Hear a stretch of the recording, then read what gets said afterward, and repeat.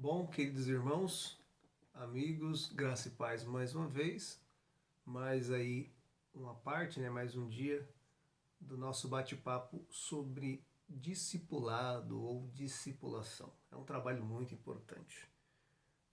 Eu fico feliz particularmente porque também fiz parte aí do grupo que foi mentor da nossa irmã Karina, seu esposo e de muitas outras pessoas aqui na sede, aqui em São Paulo.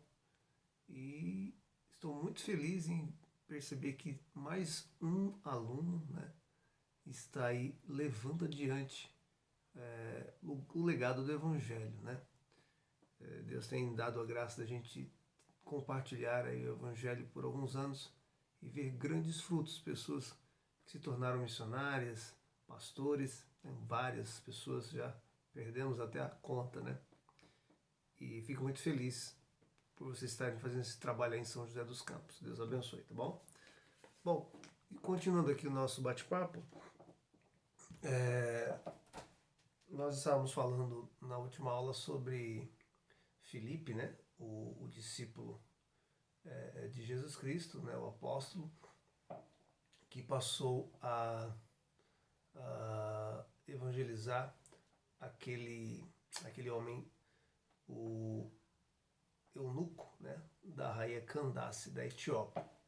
Lembrando que eunuco era uma pessoa que geralmente eram escravizados que eram levados para o palácio, né, ou para o entorno do palácio do rei conquistador ou do imperador conquistador, e esses homens eram treinados para administrarem os bens, né, do conquistador, tanto na área administrativa quanto na área administrativa restritamente voltado ao harém. Né?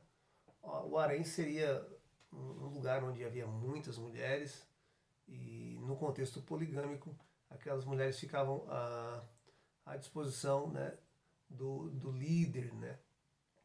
Então esse eunuco, ele, para ser eunuco, ele teria que ser castrado, né? Independente da opção sexual dele. Alguns dizem que eles seriam, alguns seriam homossexuais ou passavam a ser por conta de não ter mais o órgão genital masculino, mas eles eram castrados, né, para que o senhor aí tivesse uma segurança de que ele não mexeria com as mulheres e tudo mais. Mas eram homens também muito letrados, eram homens que tinham uma alta educação, e quando chegavam a essa função de ser aí o eunuco, né, o responsável por essa parte em específico da administração do reino, ele vivia junto no palácio, em casas assim muito, muito, muito chiques, né? Tinha de tudo. Eles tinham acesso direto ao rei, ao imperador da época. Então assim, era uma honra, né? Era uma honra ser eunuco. E vale lembrar também que muitos eram da África, né? E principalmente do Sudão. Né? E essa questão dos eunucos, ela é bem antes, né? Muito antiga. Tá? Os otomanos, já a partir do século XV, eles faziam uso de eunuco, mas os cristãos também fizeram uso de eunucos, né? Reinos cristãos. Né? E a Bíblia diz que alguns mesmo se castravam para serem eunucos, outros eram castrados. Né? Enfim, alguns faziam isso por devoção à questão espiritual, por devoção a Deus também tem essa questão, tá? Não só nessa questão do reino, de escravização. Então tem toda uma história por trás disso, tá bom, gente? Mas o eunuco, ele teve, na passagem bíblica aqui em Atos, que nós lemos, no capítulo 8, ele teve um encontro com o Evangelho. Né?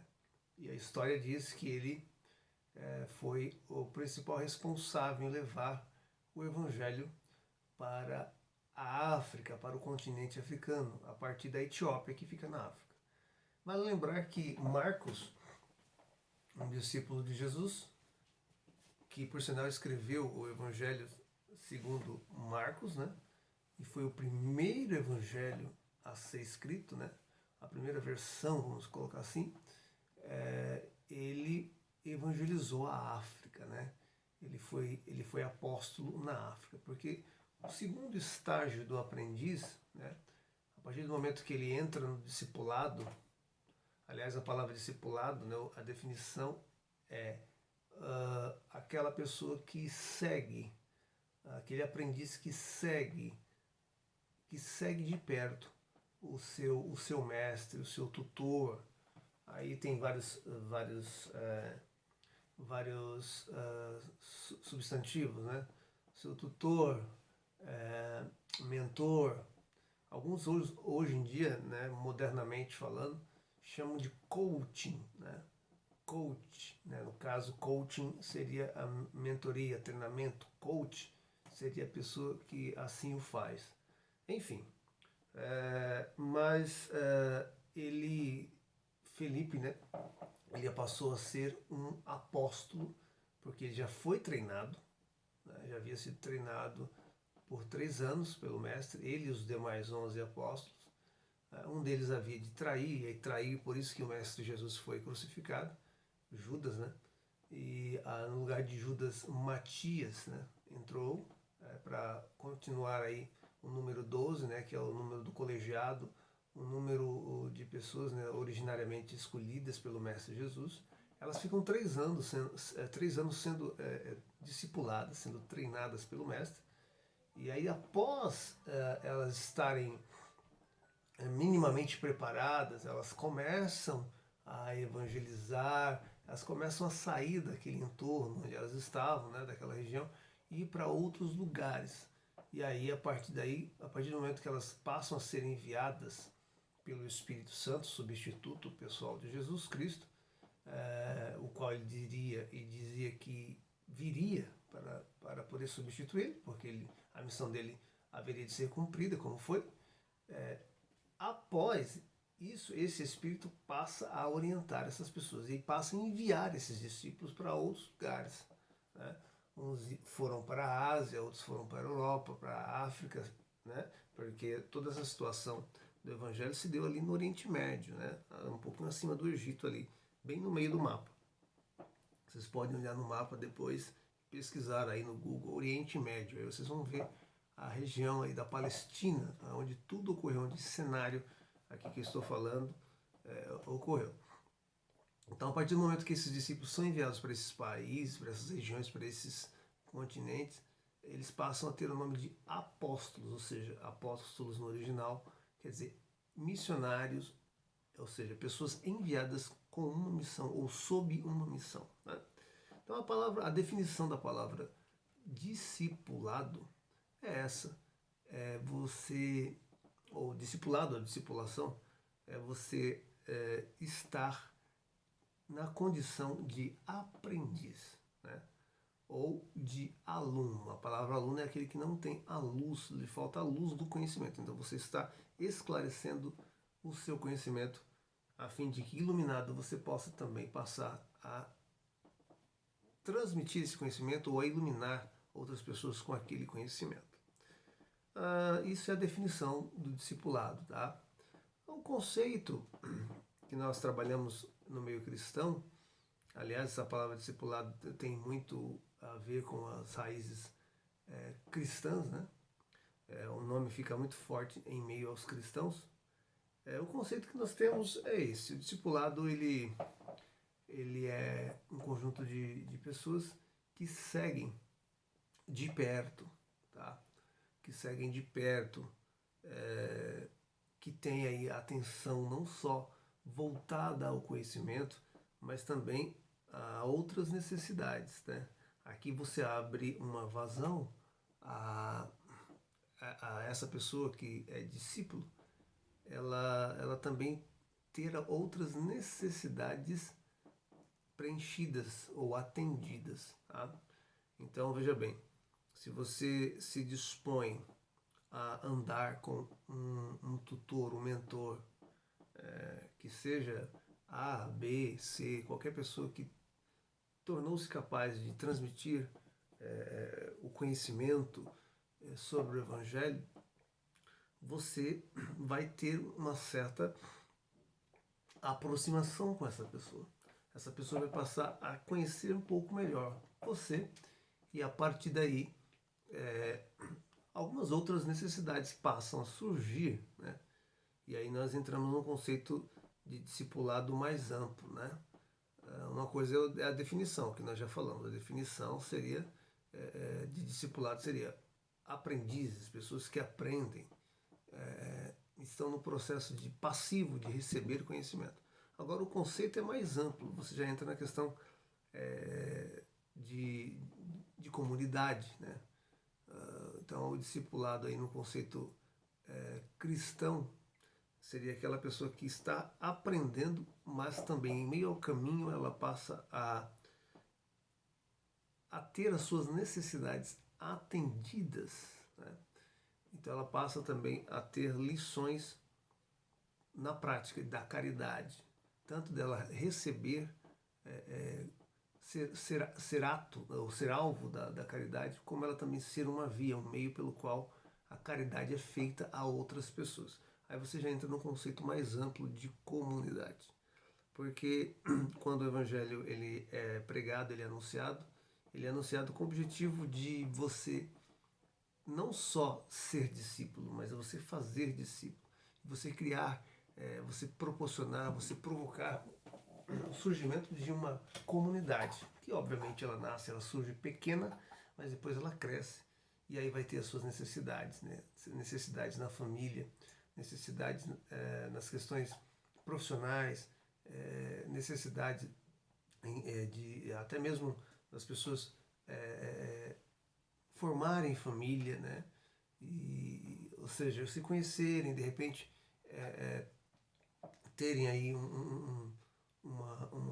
uma empatia e decidirem legalmente, civilmente, seguir uma vida juntos, né? Tudo isso também é proporcionado pelo discipulado, até porque, como todos, basicamente ou teoricamente, né, em tese, passam a seguir as mesmas orientações, os conflitos familiares que vierem a surgir são minimizados, né, por conta de você não ter um julgo desigual, ou seja, você não ter formações diferentes, né? Porque é muito ruim você trabalhar, morar, viver, conviver com uma pessoa que tem aí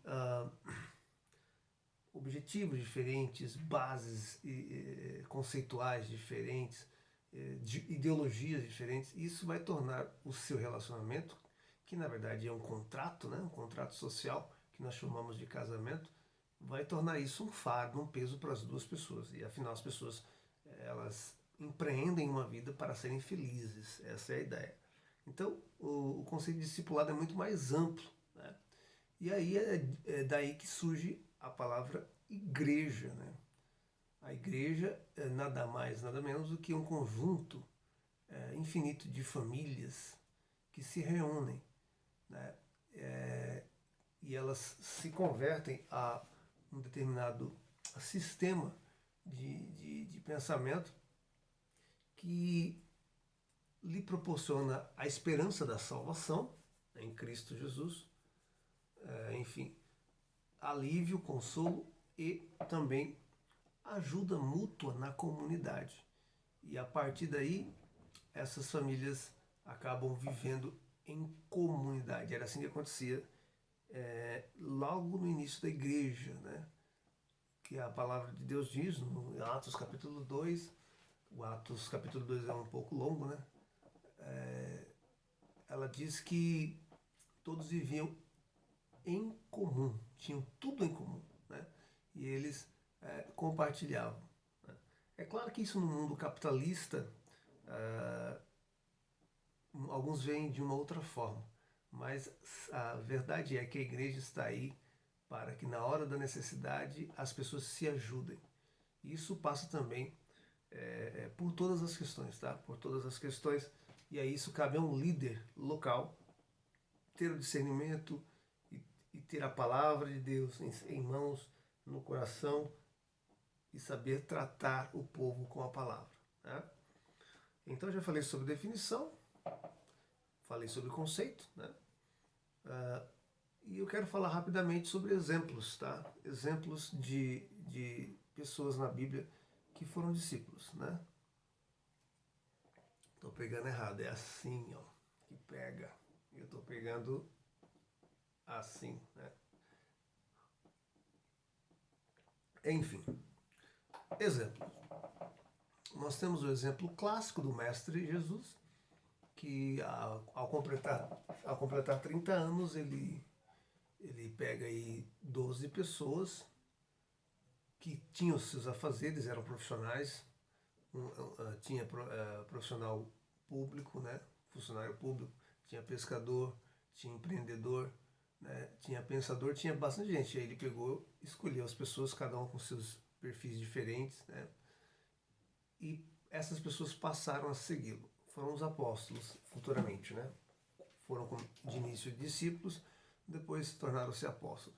João, Pedro, né, Bartolomeu, Filipe, esse que nós falamos, nós lemos no texto do vídeo anterior, Tiago, né, e Pedro, né, Simão e por aí vai.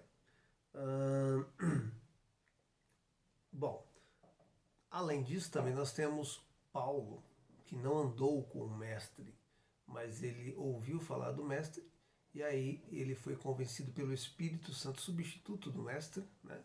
Lembra, ele falou, olha, eu vou subir ao Deus Pai, mas vou mandar um Consolador. Né? Vou morrer, ressuscitar, subo, mas eu mando alguém para me substituir. Vai estar com vocês.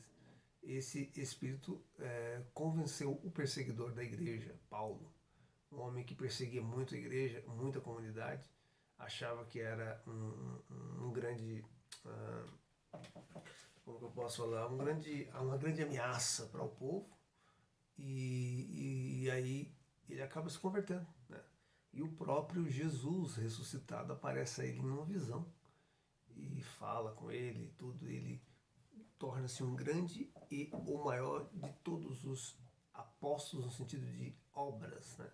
Passou cerca de 30 anos viajando o mundo inteiro da época, o mundo inteiro conhecido, Ásia, Europa, África, anunciando o Evangelho. Então, Paulo também é um outro exemplo.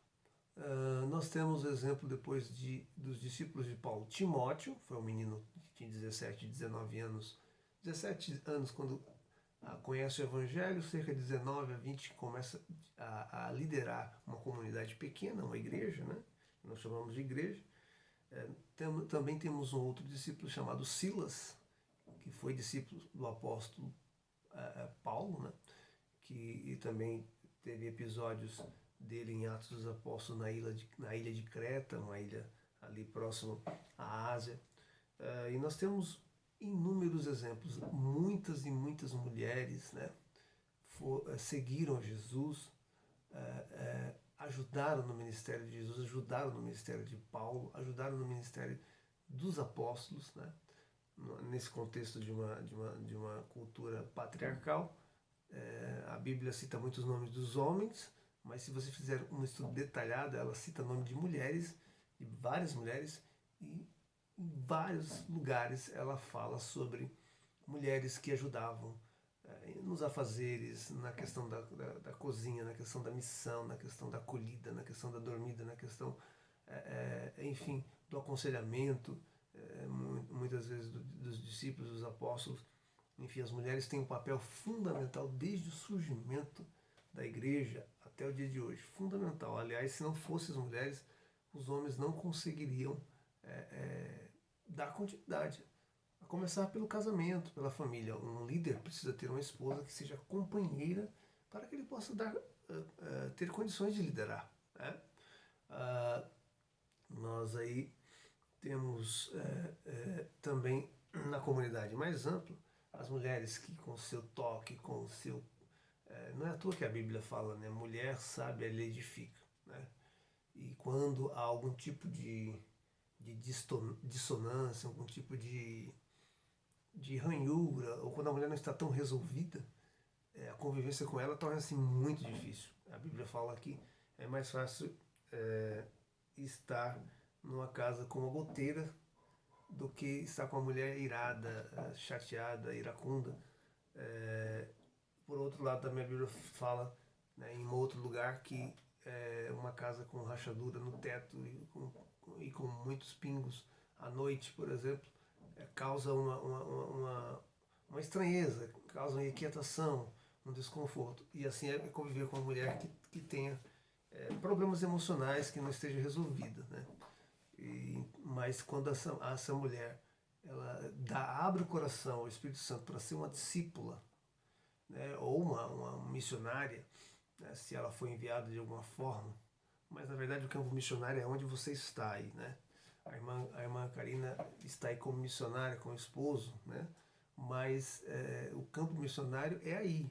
E vocês que são daí, não necessariamente vocês precisam viajar o mundo. O campo missionário é onde tem uma missão para você fazer.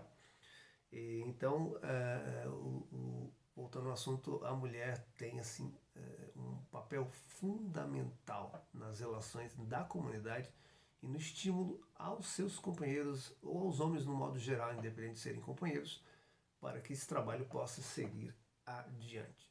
Então, temos Áquila, Priscila, que foram grandes, era um casal, né? Foram grandes missionários citados em Atos dos Apóstolos. Enfim, gente, tem uma série de personagens.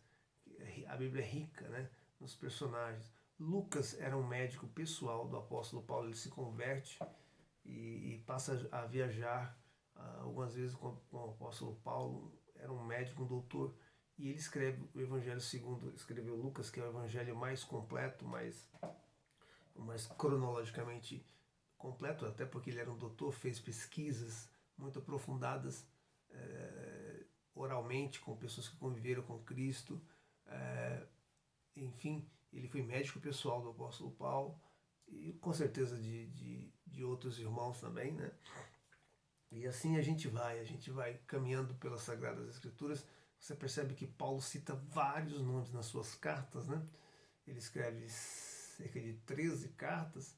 Ele escreve vários nomes como Tércio, Hermógenes, e ele cita esses nomes de homens, de obreiros que faziam parte do trabalho, né? Qual que era o trabalho do apóstolo Paulo, que foi o principal, né, dos apóstolos, aquele que viveu bastante, que pregou 30 anos consecutivos, né?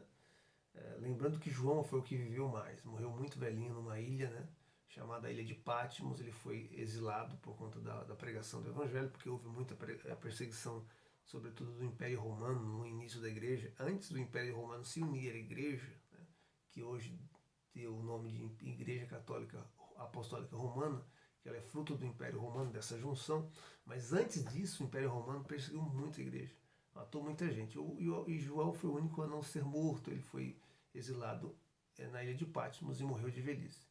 Mas enfim, Paulo viveu pregando o evangelho 30 anos consecutivos. Então esse Paulo, ele tinha muitos exemplos de sucesso, né? Ele viajava. Como funcionava o seu trabalho? Ele viajava de cidade em cidade, de estado em estado, de país em país. E ele era profissional de tendas, era de uma família rica, só que ele acabou deixando tudo para pregar o evangelho. Mas como ele sabia, herdou esse ofício do seu pai, né? Ele fabricava tendas nos lugares onde ele ia, se sustentava e promovia nas comunidades o senso da partilha dos bens e das ofertas para ajudar, para que a comunidade pudesse subsistir. Porque as igrejas não eram custeadas pelo Estado, né? Tanto é que eram perseguidas, né? As comunidades tinham que se sustentar. E até hoje é assim, né? As igrejas são consideradas ONGs, ou seja, elas não têm um sustento. É como se fosse ONG, né? Não necessariamente uma ONG, porque a ONG recebe dinheiro do governo para poder atuar, mas a igreja, os próprios membros, ela tem um caráter jurídico diferente. Os próprios membros doam para que ela possa ser gerida. Então, o Paulo ele ensinou isso no capítulo 9 de Coríntios, né? Me parece que é 2 Coríntios capítulo 9, falando sobre as ofertas. E aí, ele levantava líderes quando aquela comunidade já estava com uma certa maturidade, e ele levantava um líder, ia discipulando, ensinando aquele líder, e depois ele viajava para outro lugar e ficava mandando cartas para aquela para aquela comunidade, como se fosse mandando um WhatsApp hoje, mandando uma mensagem, sabendo como está, dando orientação, dando conselho, que hoje chegaram até nós através das Escrituras, através da Bíblia Sagrada. Tá bom, gente? Enfim, esse vídeo não vai ficar muito longo, né? Então eu vou dar uma parada por aqui. Nós falamos hoje sobre a definição, né, do nome, o conceito, já é um conceito mais no meio cristão do que é ser discípulo, e falamos um pouco aí de alguns exemplos nas páginas das Sagradas Escrituras. No último vídeo que eu quero falar com vocês, eu até fiz aqui algumas anotações, eu quero falar sobre o efeito multiplicador, né, da discipulação, do discipulado, e o trabalho das bases, né? Qual que é a fundamentação de uma discipulação, de um discipulado? Né? Quais são os efeitos, né, para as próximas gerações? Tem que trabalhar as bases, tá?